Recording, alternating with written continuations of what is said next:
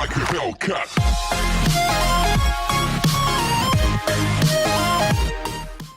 Hello and welcome back to the channel where once again it's time for another Sega Master System review. Today we're taking a look at the third game in the Sonic series on the Master System, Sonic Chaos, which was released exclusively in PAL regions in November of 1993 on the Master System, but it did get a worldwide release on the Game Gear.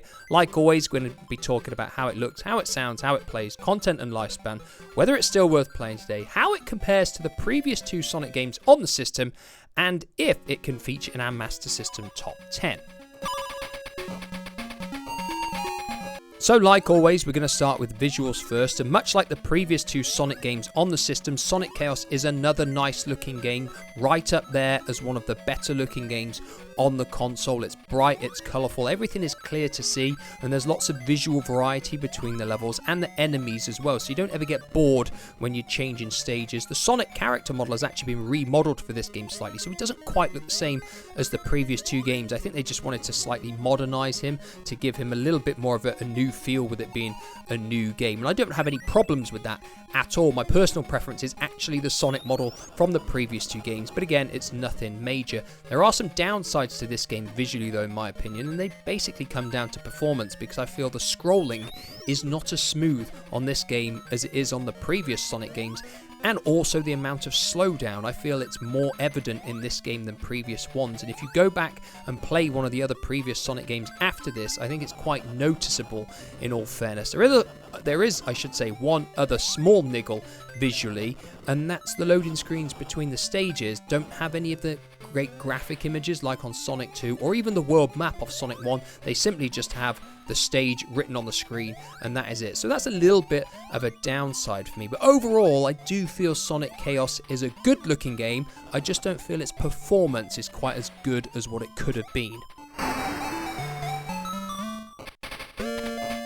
So moving on to the sound effects and music next, and this for me is the game's greatest strength, because once again we've got fantastic sound effects. Whether you're jumping on the enemies, doing your dash attacks, jumping on item boxes, the game has great sound effects, and to go with that we've once again got brilliant tunes as well to blast through each of the stages to. This for me is the best part of the game, listening to all the new music on the game. Much like the previous two Sonic games, they both had fantastic soundtracks. Sonic Chaos is no exception, it's got a great soundtrack as well. So like always, I'm going to give you some examples of some of the music within the game.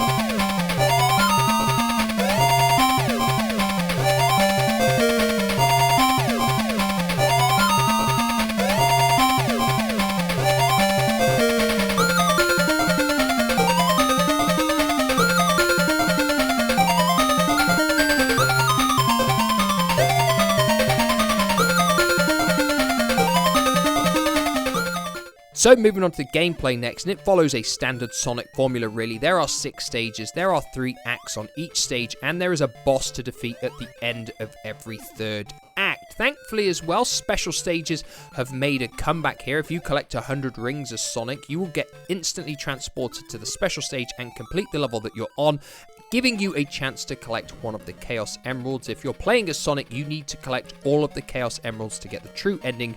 Otherwise, you will be told to try again. If you're playing as Tails, though, and you collect 100 rings, you will simply get an extra life because Tails doesn't have access to the special stages.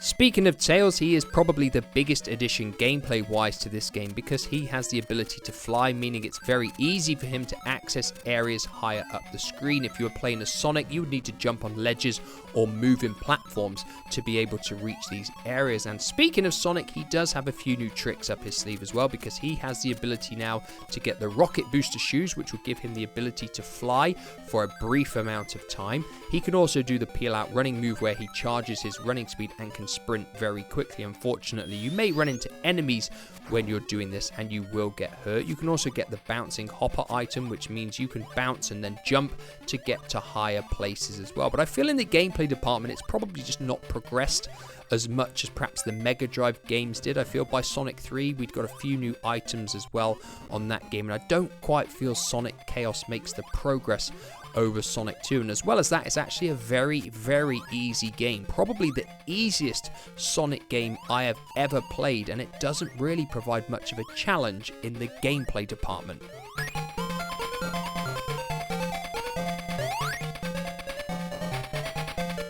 So moving on to content and lifespan next, and this for me is probably the game's weakest area simply because it is so easy and it is so quick to play through. You can complete this game within 20 minutes, no problem. Although it's got 18 levels, most of them can be whizzed through in around about 30 seconds, and they're simply not much of a challenge. There aren't any complex level layouts like Labyrinth or Scrap Brain Zone on previous Sonic games. These are all simply move from left to right pretty much, and you will get to the end of the stage.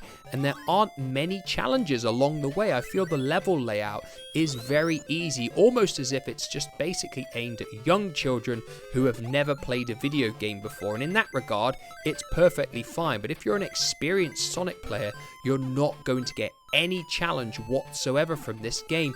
I feel you could buy the game and you could complete it with Sonic and with Tails easily within the first day of owning the game, and then you'd be kind of stuck because there isn't really much replay value to come back to here. The levels don't, I feel, have the enjoyment of the previous two Sonic games, and the special stages are nowhere near as good, in my opinion, of the ones that are on the original Sonic on the Master System. So it's quite disappointing in this regard overall. The bosses as well are no challenge whatsoever. The only reason Robotnik is more challenging is because he takes so many more hits to defeat. Some of the other bosses on the game can simply have you bouncing on their head until you defeat them, and they can't even hit you, and it really feels like perhaps it wasn't play tested enough. Other than that, it could just be that it's aimed at really young people and designed to be very, very easy. So overall, in the lifespan and content department, Sonic Chaos is quite weak.